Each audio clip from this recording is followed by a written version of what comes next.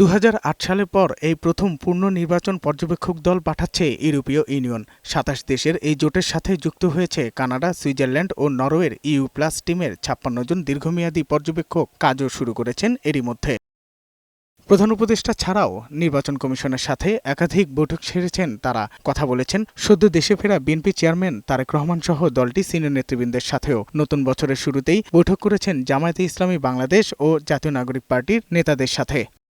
রোববার অনুষ্ঠিত হয় ইউ পর্যবেক্ষক মিশনের প্রথম সংবাদ সম্মেলন। জানানো হয় ভোট পূর্ব ও পরবর্তী সহ ২০০ পর্যবেক্ষক থাকছে তাদের। বাংলাদেশের নির্বাচনী পথ চলায় কোনো ব্যত্যয় হচ্ছে কিনা মূলত তা দেখতে চান তারা। পুরো নির্বাচন প্রক্রিয়া দেখতে বুঝতে ২ মাসের মতো কাজ করব আমরা। ভোটের প্রত্যেক ধাপে স্বচ্ছতা ও নিরপেক্ষতা থাকছে কিনা সেটি দেখব। পর্যবেক্ষক দলের প্রধান জানান, গ্রহণযোগ্য নির্বাচনের জন্য সমাজের সব শ্রেণী পেশার মানুষের অংশগ্রহণ জরুরি। বাংলাদেশে অংশগ্রহণমূলক নির্বাচন নিয়ে পুরনো দ্বন্দ্ব আছে। নির্বাচনে আমাদের প্রত্যাশা সন্তোষজনক ভোটারের উপস্থিতি। সেটি না হলে তার আলোকে আমরা সুপারিশ করতে পারি। প্রশ্ন আসে ১২ ফেব্রুয়ারির নির্বাচনের চ্যালেঞ্জ, বিশেষ করে চলমান সহিংসতা, আইনশৃঙ্খলা বাহিনী ও নির্বাচন কমিশনের সক্ষমতা নিয়েও।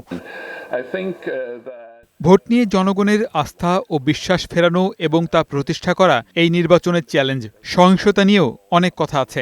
আইনশৃঙ্খলা রক্ষাকারী বাহিনীর সহায়তায় এই পরিস্থিতি সরকার সামাল দিতে পারবে বলে ধারণা আমাদের। পাশাপাশি মত প্রকাশের স্বাধীনতাও থাকতে হবে।